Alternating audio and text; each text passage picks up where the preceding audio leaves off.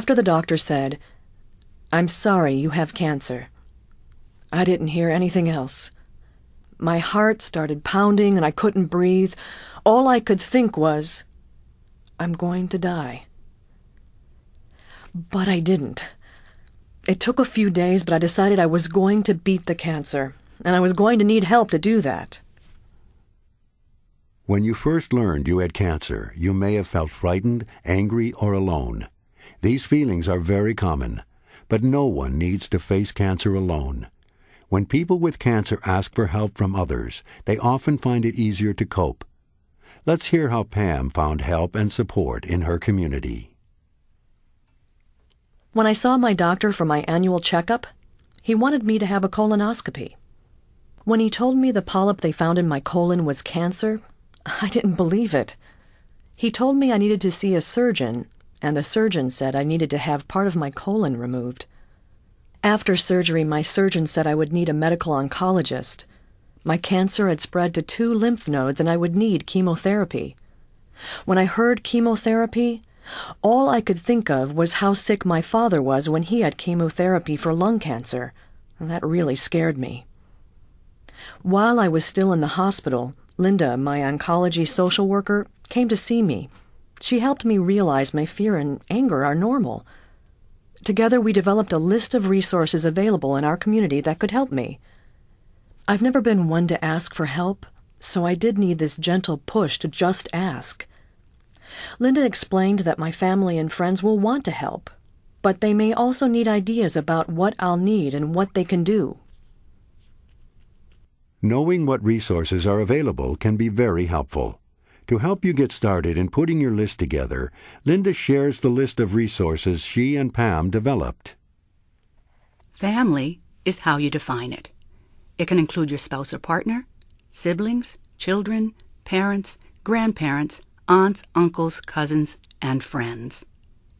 Other friends may include co-workers, people in your faith community or church, and your neighbors. These are people who love and support you. Cancer support groups are meetings for people with cancer and their families and friends.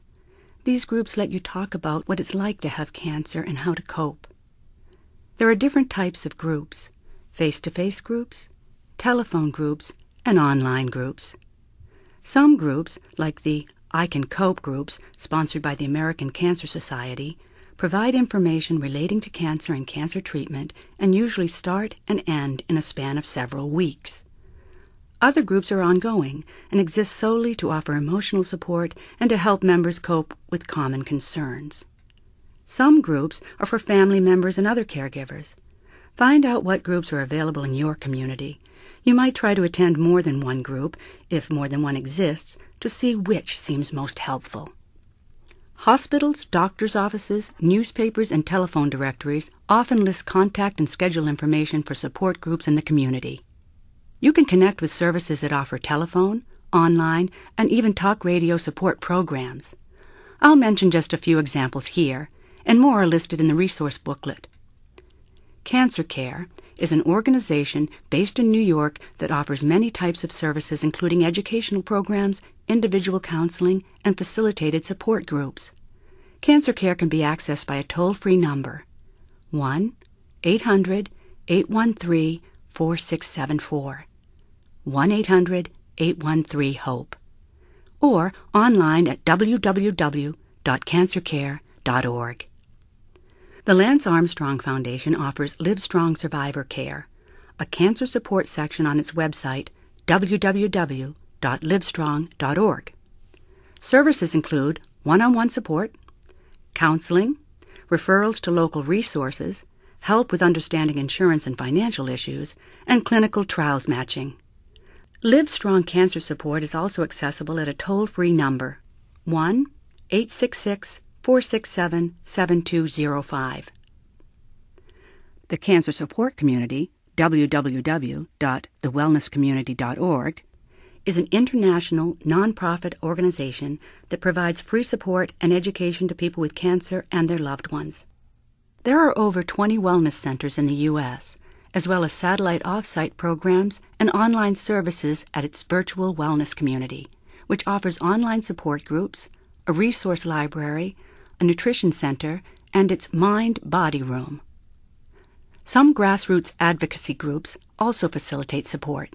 For example, the Pancreatic Cancer Action Network, PanCan, helps connect pancreatic cancer survivors with others who are more recently diagnosed. Check with an advocacy group that offers services to people with your form of cancer to see if they help connect survivors with one another. You'll find a list of advocacy groups in the resource booklet.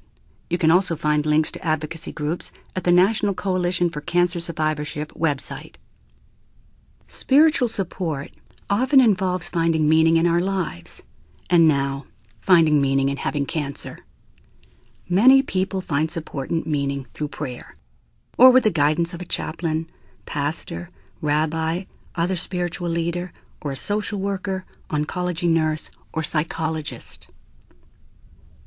Organizations such as the National Cancer Institute's Cancer Information Service, the American Cancer Society, and cancer-type-specific organizations like the Leukemia and Lymphoma Society, the National Colorectal Cancer Alliance, the National Prostate Cancer Coalition, and the Susan G. Komen Foundation can provide up-to-date information and connections to other people with the same kind of cancer.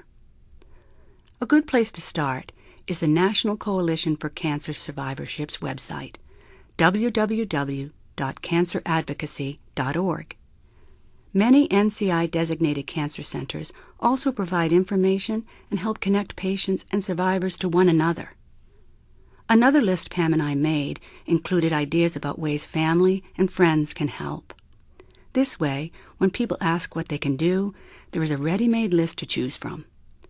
I usually suggest one person in your circle of friends and family be asked to be the main contact person and in charge of the list. This was a good idea for me. Having this list eliminated a lot of confusion. Most importantly, I think it helped to spread the tasks that had to be done more evenly among everyone. That way, no one felt overburdened, yet I felt good knowing things would not be forgotten. Here are some things I put on my list. Pick up my children from school on days I have treatment. Take my son to soccer practice or my daughter to dance lessons. Put my name on the prayer list at your church. Cook a meal for my family and bring it in disposable containers. Visit for coffee to share stories and laugh, but call before you visit. Help with the house cleaning or yard work when my husband is out of town. Send a card or letter. Drive me to my doctor's appointment or treatment if my husband is working. It's been several months since I learned I had cancer. I started attending a support group, and it's been so helpful to hear others talk about their fears, to be able to talk about my experience, and to find support and hope. I also went to a weekend-long retreat for people with cancer. It was amazing to find so many other people who were going through the same physical and emotional things I was. The support group meetings and the retreat helped me realize I'm not alone, and gave me so many new ideas for coping with my cancer and treatment in really simple and useful ways. I also put my help list into action. It was difficult at first accepting help, but the list made it easier for me. I also think it made it easier for my friends. I could tell they appreciated the suggestions, and I'm so grateful for their